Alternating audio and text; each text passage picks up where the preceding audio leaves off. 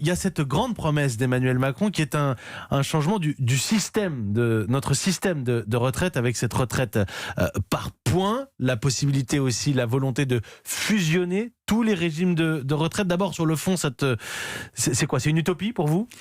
Je crois que c'est un magnifique projet qui, sur le papier, est totalement équitable, puisque tout le monde a les mêmes droits pour les mêmes cotisations, et très simple, puisqu'il y a un seul régime au lieu d'avoir 42. Donc on ne peut pas être contre, on ne peut être que pour. Mais c'est comme le paradis.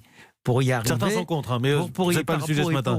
Comme le paradis, pour y arriver, ce n'est pas très simple. Donc la grande difficulté, c'est que beaucoup de problèmes sont soulevés pour beaucoup de corporations, depuis les avocats, les enseignants, les régimes spéciaux, j'en passe, je pourrais en citer des dizaines, qui se disent et moi, est-ce que je gagne ou est-ce que je perds? La vérité, c'est que cette réforme systémique fait beaucoup de gagnants et quasiment autant de perdants. Sauf qu'en fait, il faut aussi compter ses troupes, quelque part. Et Emmanuel Macron avait organisé cette réforme avec la promesse d'un changement de système, et donc de ne plus toucher aux paramètres, l'âge de départ, les cotisations, etc. Là, par exemple, si jamais on se dit qu'il va falloir reculer l'âge de départ parce que le Conseil d'orientation des retraites le préconise, Emmanuel Macron, sur cette réforme, il va perdre la CFDT.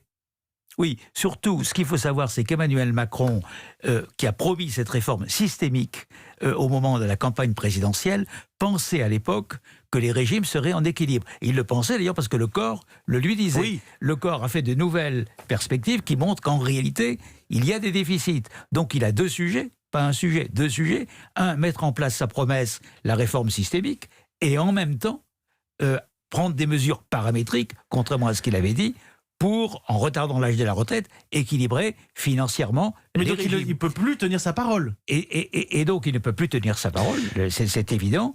Et il a, au lieu d'avoir un sujet difficile, il en a deux. Et comme vous le disiez, il y a la question de la CFDT, parce que la CFDT est la seule organisation syndicale favorable à la réforme globale systémique, mais qui en même temps est hostile à toute mesure paramétrique, fût-elle à court terme.